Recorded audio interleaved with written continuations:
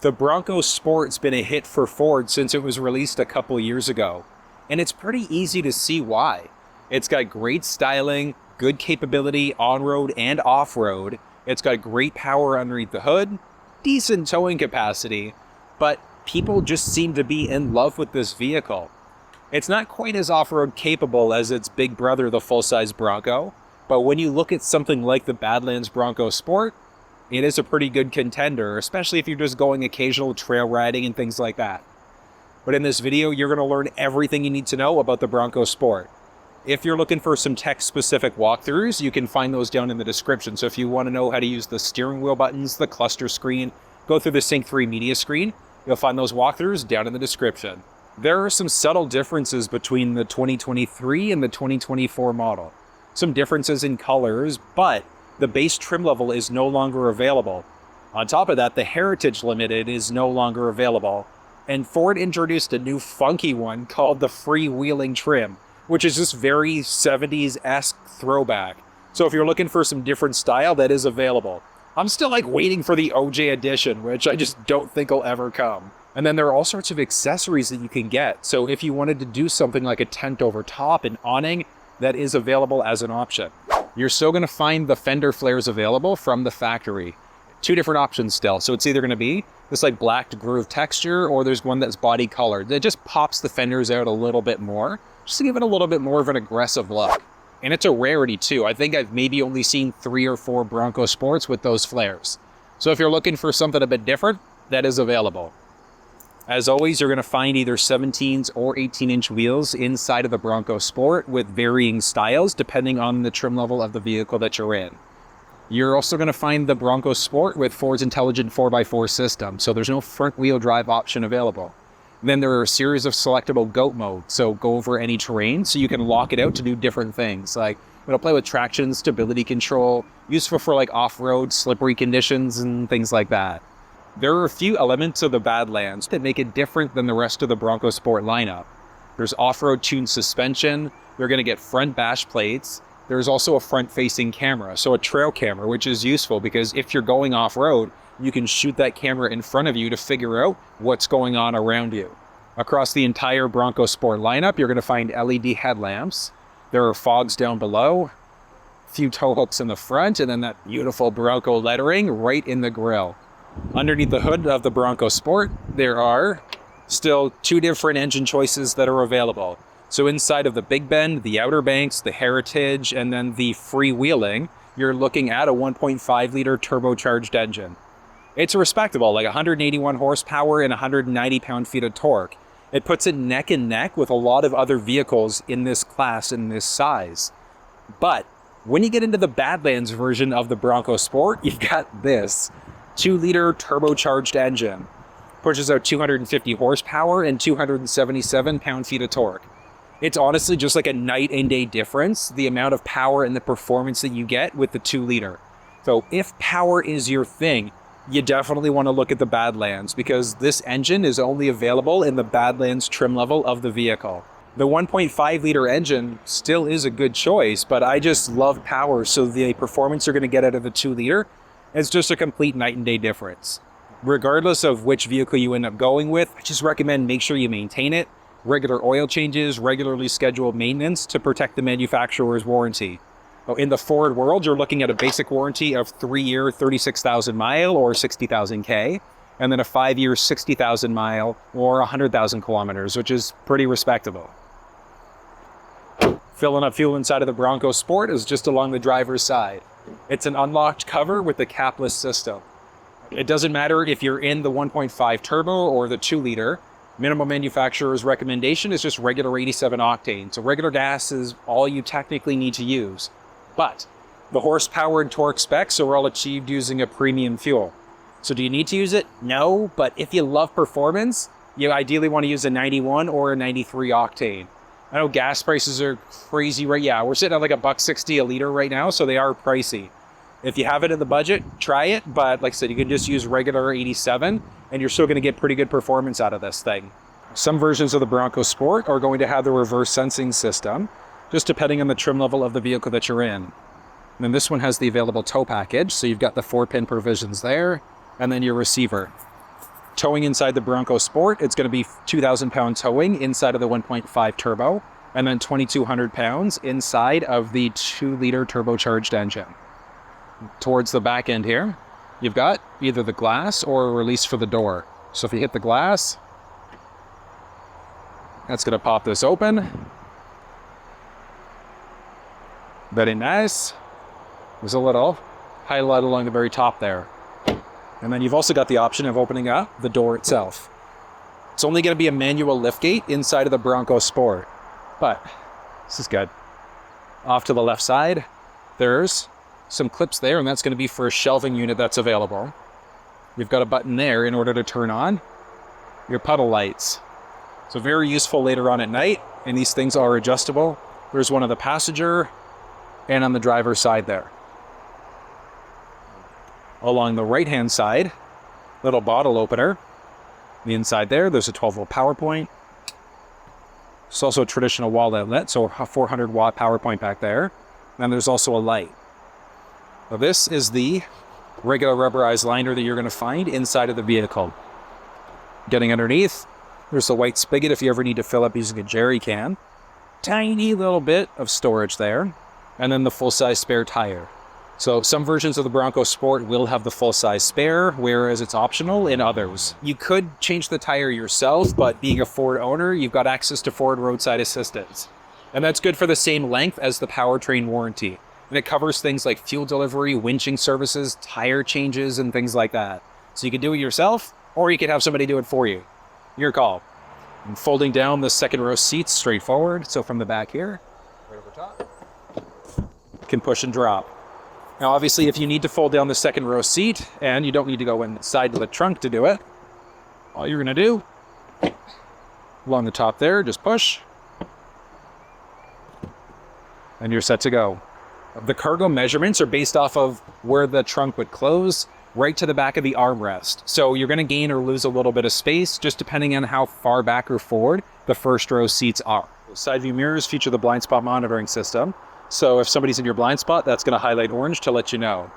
It's a manual folding side mirror, but they are heated. So you can push there to lock, slide your hand in order to be able to unlock. Beautiful.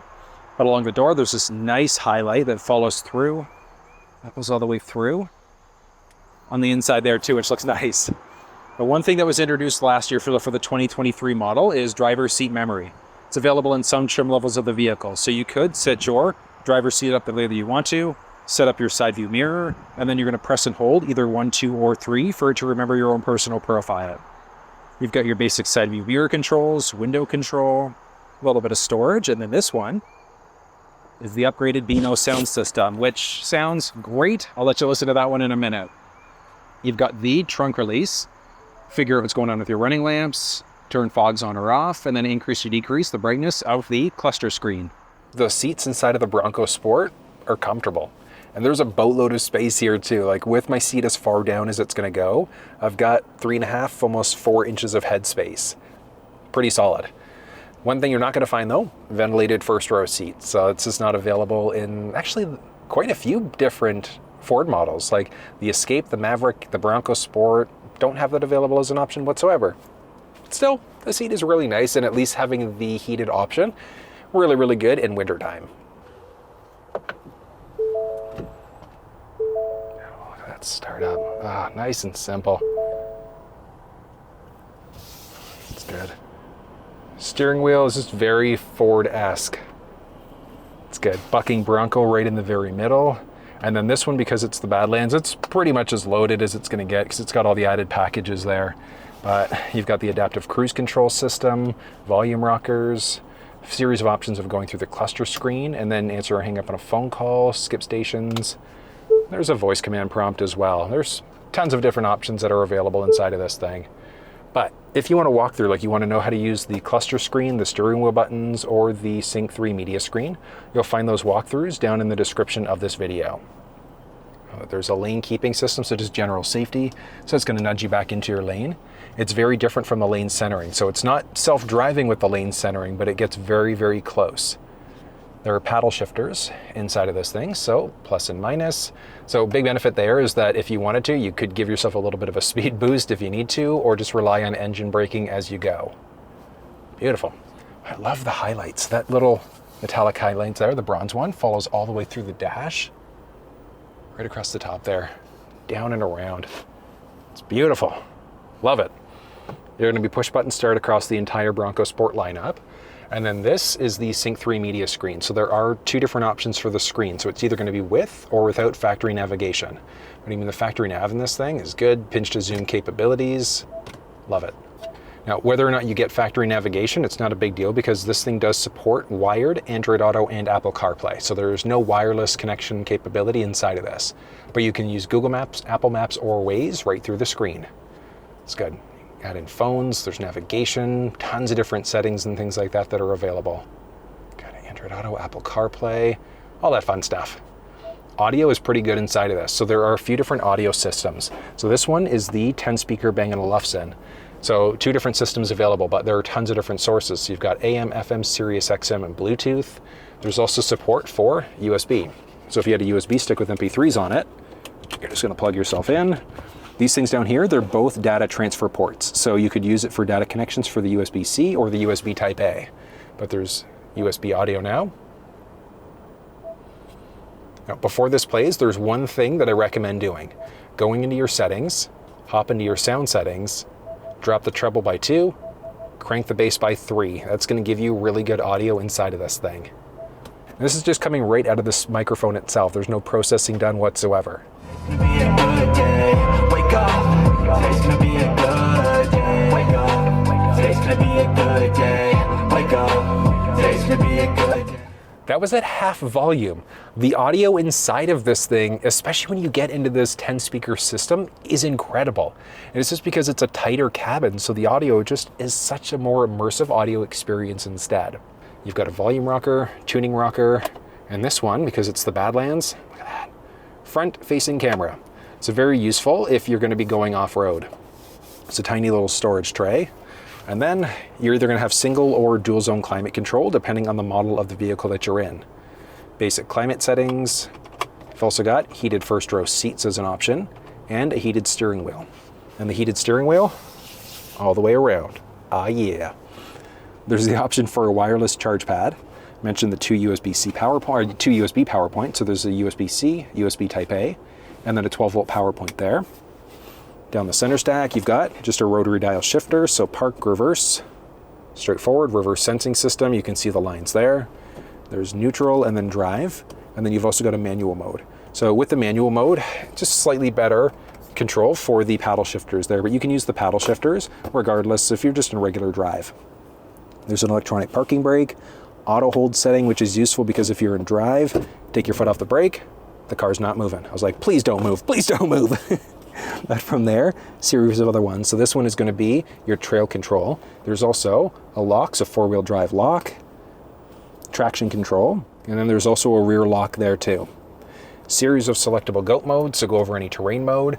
So look at this, so many options. Normal, eco, sport mode, slippery, mud ruts, sand, rock crawl. So some modes are specific to the Badlands version of the vehicle, but each mode, it does something different. Like sport mode's gonna hold onto the RPMs a little bit longer, give you a sportier performance versus the rock crawl mode. Watch this, watch what that does, look at that. So it automatically shot on the trail camera. It's gonna give you that four-wheel drive lock, locking everything out and then getting rid of the traction control.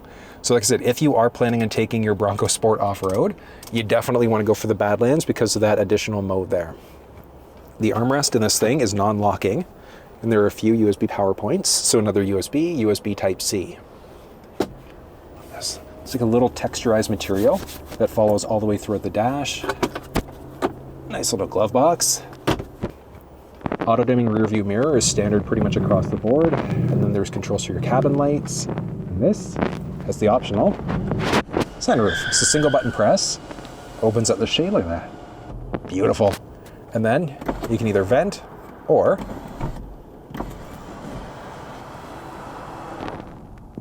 open this thing up. Look at that. Beautiful. So single button press does open it up the full way. So that's as far open as it's going to get. But still, having that available is pretty nice. Love it. From there, you've got a home link system, so if you've got a garage door opener at home, you can program it in. There's a little ticket receipt holder on the outside and on the inside. And then this thing extends out, blocking all of the sun. That might be hitting your face. Now, with the seat set up the way that I would typically drive, there we go. Yeah, so with the seat set up the way that I would typically drive inside of the second row, I've got a great amount of foot space, great amount of knee space, and an outrageous amount of head space, like 7+ inches. It's pretty wild. Love the space in here. Now, it's a little bit narrow though, so could you fit 3 full-size adults like my size? Yeah, maybe. It depends on who draws the short straw and gets stuck sitting in this middle seat. It's definitely not the most comfortable seat though. But the downside in that middle seat is that there's a little hump in the middle of the vehicle too. So I can man spread and get in this middle seat okay, but otherwise I'm gonna be fighting for these outboard seats. You're gonna find some pockets, so zippered pockets in some trim levels of the vehicle behind the first seat for the driver and for the passenger side. Inside of the seat itself, you're gonna find some cup holders there, built in. All of the anchor points and then the top tether points too. Moving down, you've got just your base vent control, two USB power points. So there's a Type C and then a traditional USB Type A. And then there's also a 400 watt wall outlet back there too. Overhead, there's a little handle and a hook. And it's the same on the driver and the passenger side. And then there are a few little lights up overhead that you can control too. Now there's one thing that's unique about the Badlands. Oh, actually, I guess I can do it from inside. Yeah, one thing that's unique about the Badlands trim level of the Bronco Sport, the seat. You can push there and teeny little bit of storage. I like how it's got, so there's a shoe print there, but I don't know, man. Those are gonna be some tiny shoes, like baby shoes maybe, but still kind of cool. And that was a look at the Ford Bronco Sport. If you have any questions, drop down in the comments section below and let me know. But if you found this video useful, give it a thumbs up, subscribe to the channel if you haven't already, and until I see you next time, take care.